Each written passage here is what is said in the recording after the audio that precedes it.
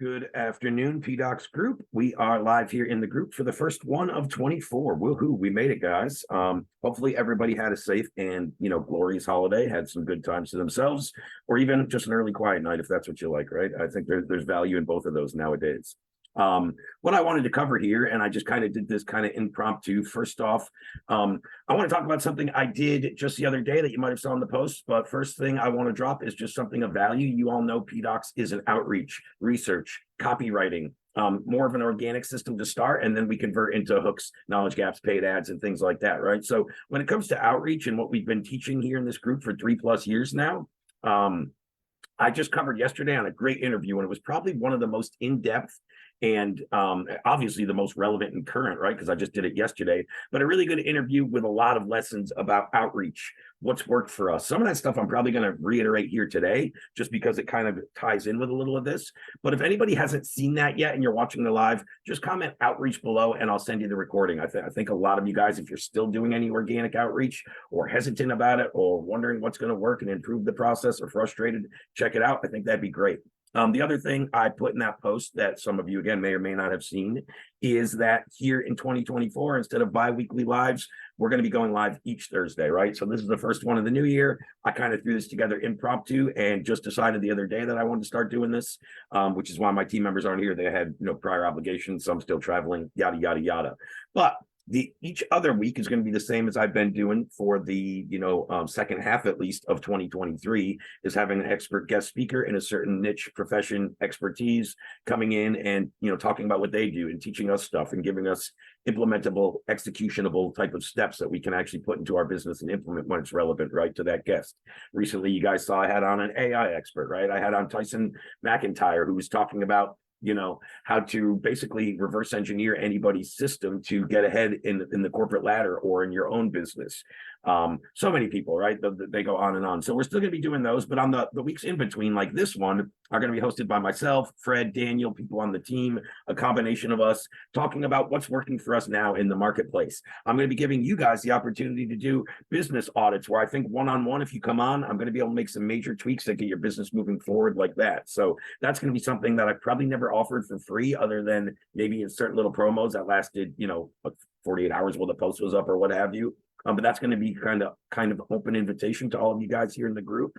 We're going to be talking about, what we just keeping it real, right? What goes wrong behind businesses, problems with our growth, but, sharing successes and everything that's going to shorten the learning curve, right?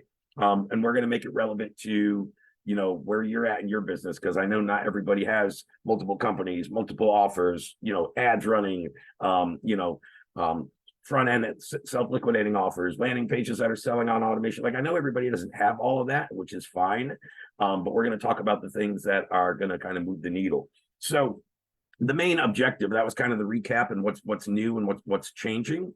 And the main objective of today is I want to go through some lessons I've learned and some mistakes and some successes of 23, share those with all you guys. And then I want to talk a little bit about our focus in 24 and how some of those mistakes or lesson learned in 23, altered or changed the way I look at things and what I'm focusing on here in 24.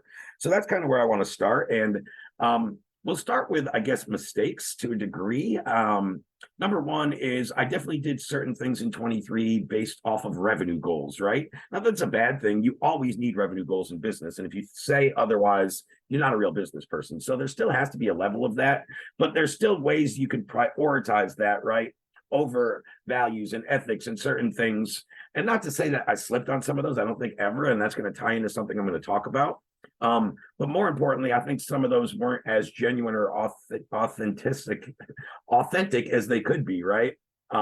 When you do things from more of a revenue-driven objective as opposed to a purpose or a passion. And obviously the healthy combination is when you can blend those, the passion and the purpose and the revenue. But sometimes when you're growing multiple businesses and multiple streams, you're growing something that you're not as invested in as something else, or, there's just a lot of different intricacies, right? And then sometimes you focus on growing revenue. So I'm going to talk about, and I'm going to start by sharing my screen here. And I'm going to talk about and bring up kind of one of my main lists, and that would be in the other browser. Give me a second. one of my main objectives in 23 and some of the things I focused on. And again, I think these are all good. But I look at this list different this year, and I'm building it different. I already have mine, but I'm not going to bring it up quite yet because I'm still finalizing a couple things. But these were kind of a lot of goals in 23. So increase the word of mouth and having spokespeople for our business. That was a big focus. In 23, we launched the first affiliate lab partner with an audience lab. We grew more mutually beneficial partners, and our biggest current one that we have now is phenomenal. So I have people spreading the word and my offer out there in other people's funnels and marketing and business, even if I'm not currently marketing, things like that. So that was great. That was a number one objective, and we came a long way with that. There's still a couple of things I want to get better at in terms of referral programs for existing high ticket clients and stuff that I'm still dialing in. But all in all, number one went very well, and that was a good point. The customer journey is something I'm always focused on. And as a subset of that is all my private clients and students have heard me talk about, more so than the customer journey, or not, I can't say more so, but almost as important and people more overlooked is what I should say, is the prospect journey. People don't really try to stand out in their sales process. They kind of mimic or copy what they fell into as a sales process or what their coach is teaching them. But there's also ways to go above and beyond in the prospect journey that help you really stand out. For instance, I literally just got off a triage call 3 minutes before this live, where at the end of the call, the guy was like, dude, this was so great. You didn't try to sell me anything. You didn't try to pitch me on anything. This was a great, authentic conversation. And this was super, super entry-level triage, like never even checked out our website or our information yet because he came in last minute through a weird way where he didn't hit our flow of, info in our full sales process. So it was a quick little, actually audio call, right? I didn't even get him on Zoom for this one, so I couldn't screen share and walk him through certain things that I wanted to.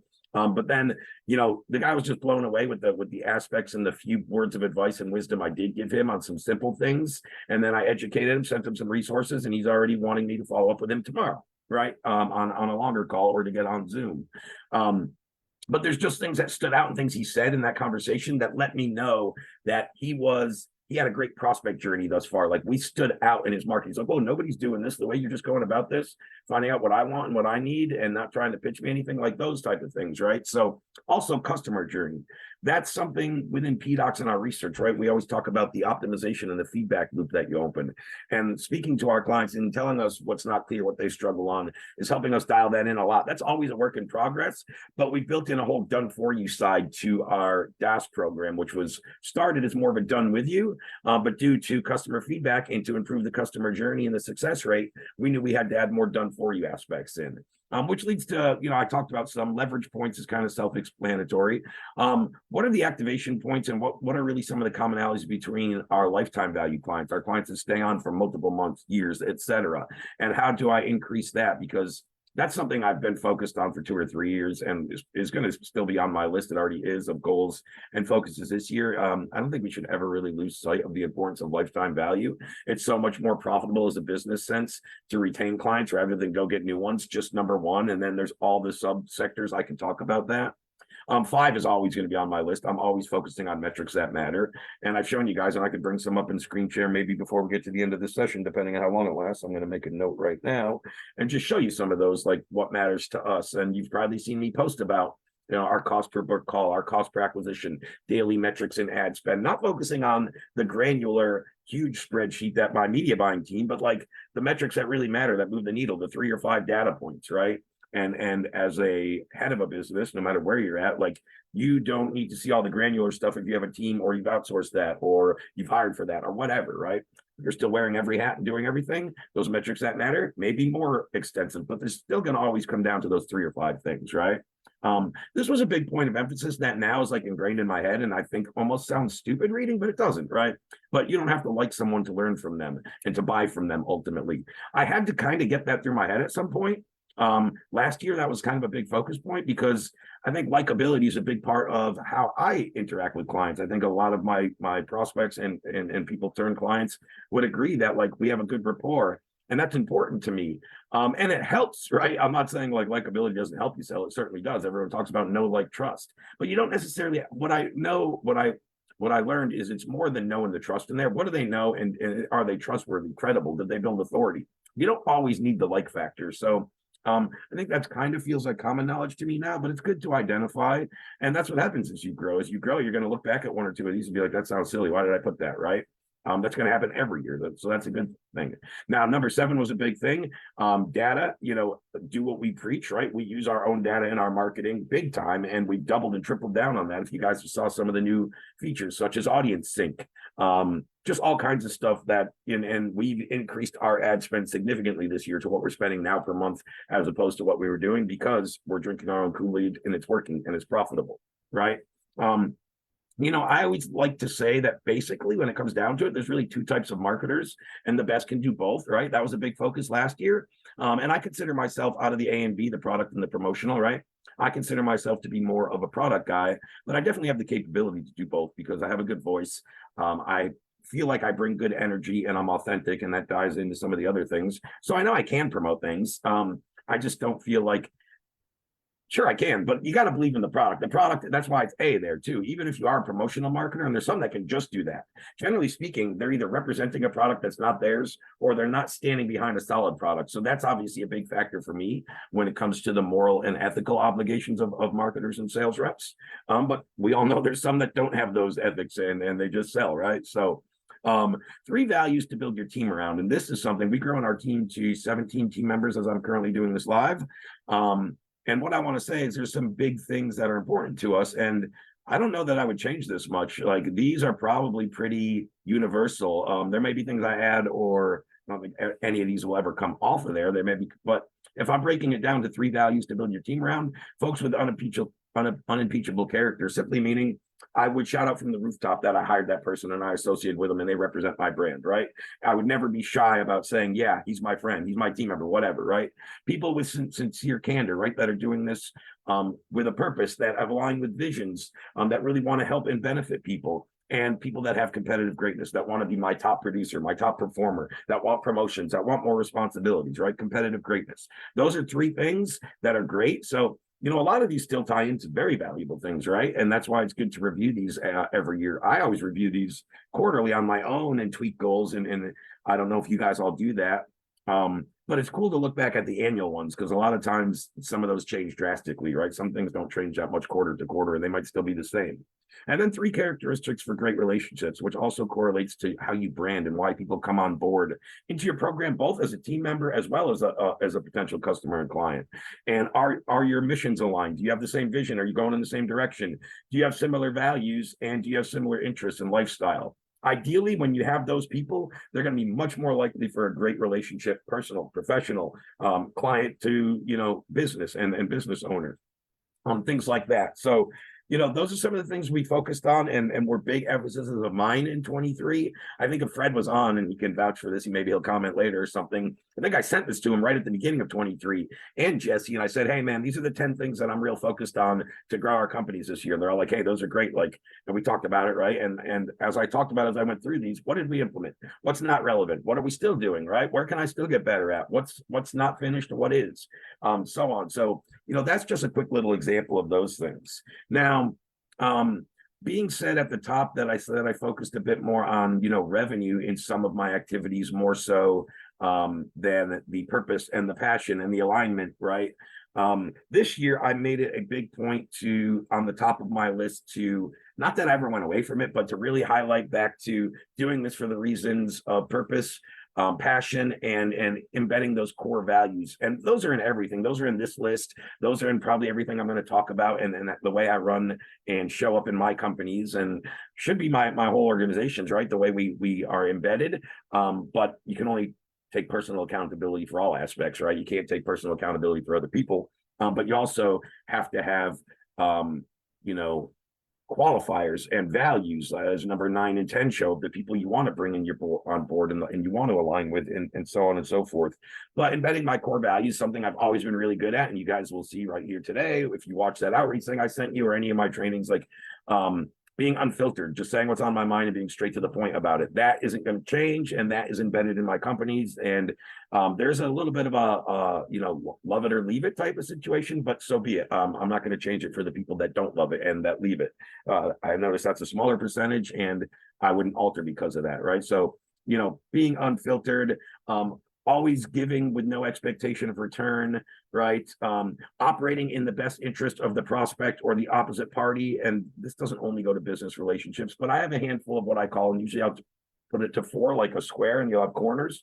4 core values that kind of everything you do, your marketing, your messaging, the products you create, kind of align within there. And then you're always going to be purpose and passion driven, right? So that's what helps those correlate. And like the number 4 one in there, although being unfiltered is, this is kind of separate, but just as or more important, especially going into 24. This is one of the things I really noticed is authenticity and genuineness. And people always talk about it, but right now there's so much saturation and there's so many kind of teetering points of apprehension. Is this niche industry? Is this business going to work? Is the economy about to fall? There's just so many people feel like they're walking on eggshells. The more they can relate and say, hey, this person just went for it because, right? They believed in it. They believed in their skills. They have the right process. They could probably help me get there. So authenticity dives right into the next one, right? Just treating people right. It's very simple. And again, aligns back into the core values. So some of you guys, I'm not sure who's watching right now, but some of you guys probably saw in the group here last week, I posted something about exactly that. Like in the first sentence or two was about treating people right.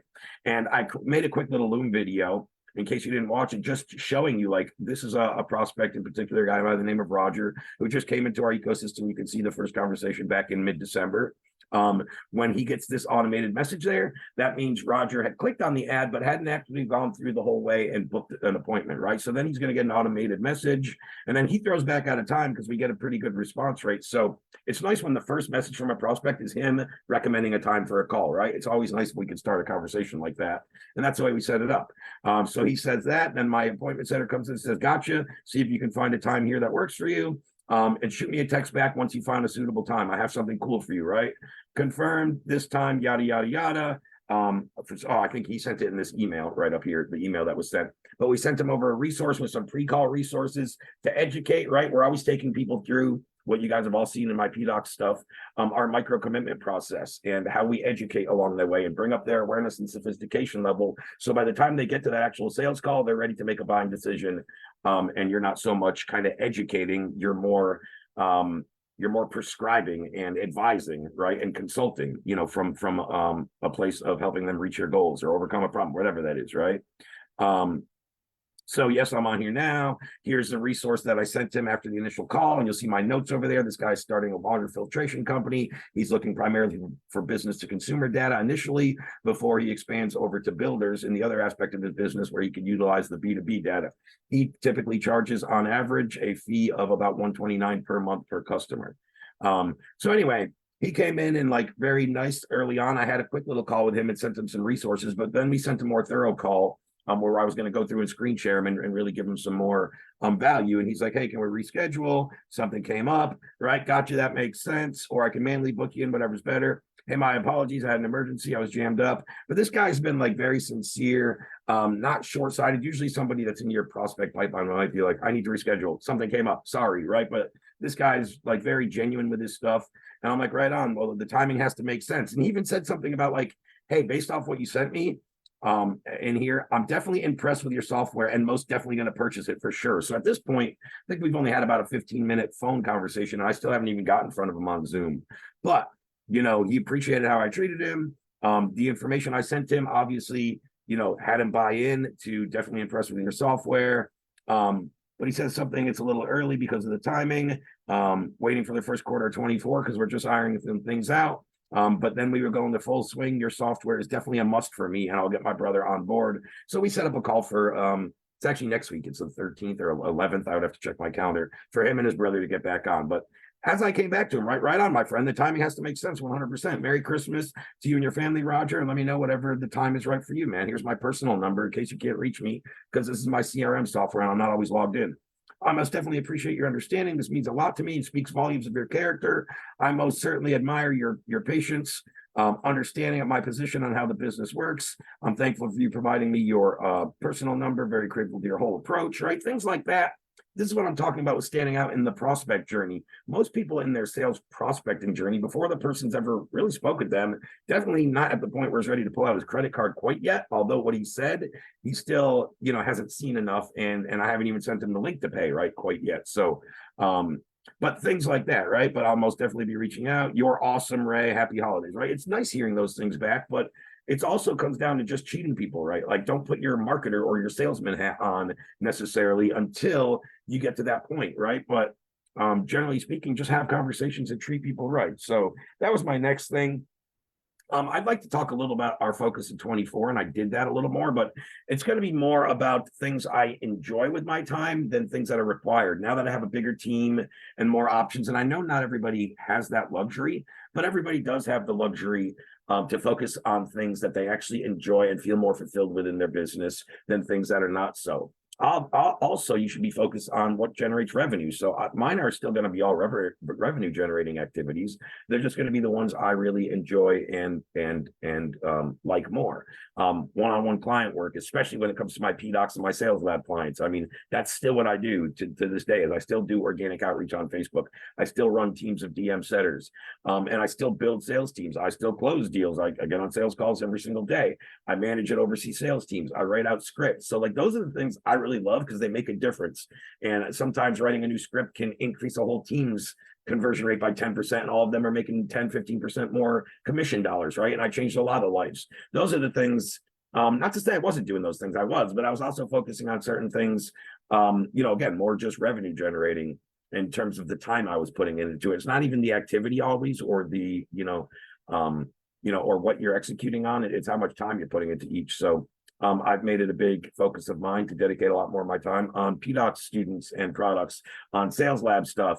I'm still going to be, definitely our audience lab team is growing the fastest and the most, but I've replaced myself in a lot of that, and I've automated, and I have a bigger team and reps, and there's aspects. I still do the one-on-one fulfillment. Hell, I just did one today with our private clients that come into our high-end back-end programs there, because I love working with those business owners that are ready to just dive into the strategy to grow the business. Like those are the aspects in that business where I'm going to put in more time, as opposed to some of the things I did last year that I've now been able to step away from. So, and again, a big focus in this particular group and this particular company within PDOCS, taking on our first done-for-you client in quite some time and diving back into that, building out more of a team and an infrastructure. Fred and Daniel being very active in this in terms of what they're helping with on the back end, client fulfillment. Fred right now is probably writing copy for that done-for-you client I just talked about. Obviously, we have the client acquisition method program, which is still our best overall flagship PDOCS program, even evolved and better in terms of effectiveness now than it was when it was auto organic, and for obviously a fraction of the price, right? We never did that for under 6K when it was a high ticket 90K program, 90-day program.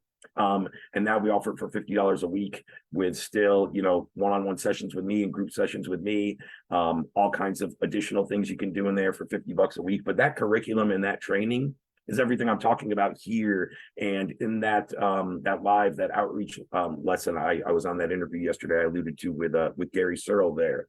And then like the curriculum and the CAM, that's all the implementation, the execution, the resources, the scripts, the templates, the Miro boards, right? Everything you need to actually go do it. So yeah, having that and making that a focal point. Even having our $7 Black Friday group offer, that was really good. You guys made that a huge success. We had a lot more opt-ins for that than I was expecting. We still never even ran any ad dollars to it. Daniel and I were just talking about that the other day. We might just run an after Black Friday promotion. And although everybody saved, I don't feel right about raising the price, so I'm still only going to charge $7 for it. But yeah, so a lot more focus there. And I think that pretty much covers everything. The last thing I'll say is the one thing that hasn't changed in the 3 or 4 years I've been doing this and growing these businesses, and going back to my first initial Facebook group before I was even a part of PDOCS or met Adam, Jesse and I grew a little 2-man digital consultancy with a Facebook group at the time called 6-Figure Business Secrets, right? And within that, we taught a lesson back then that is still super relevant. So that's the last thing I want to leave it with everybody. It's still, you need to do what I call, and many of you have probably heard me talk about this, the CIA method, right? Consistency, implementation, accountability. Consistently be doing your outreach, your messaging, your friend requests, your emails, whatever that is for you. Consistently implement some of the new tactics. I see a lot of you guys commenting on free resources, 2 steps. Let me see your tutorial, your framework on how to close 30 million. But which do you actually implement and execute, or how much you guys just obtain and consume information, but don't actually embed it into your execution and go do it right away, right? That's another one. And then, that ties right back in with the hold yourself accountable. If at the end of the day, you haven't consistently implemented everything that your goals were, it can be simple, right? My consistent outreach for team members and people to be successful in the online space is a simple 15 new friend requests, 10 new DMs per day, 3 new posts per day. Like, who can't do 15 friend requests, 10 DM conversations, and 3 Facebook posts in a day? If you just did that consistent, you implement on the strategies that we teach or wherever you're learning from, doesn't really matter. And then you hold yourself accountable. So if you get to the end of your day and you haven't done your 15 connection requests, you haven't done your 10 DMs, you haven't done your 3 posts, then you need to take accountability and say, my day isn't over. I still have this, this, and this to do, and go do it. And if at the end of each day you can look yourself in the mirror and those tick off and you've done all those, you're going to be further along next week, next month than you were this month, until the point when you're making the money you want to be making. So I'm going to leave it at that. Feel free to hit me up with any questions, anything, any takeaways. I love hearing your guys' feedback, right? So any takeaways, thoughts, value nuggets or gold nuggets, as they say, right? Let me know in the comments below. And again, comment outreach if you want a copy of my full outreach interview and lesson with Gary from just yesterday. Thanks, guys.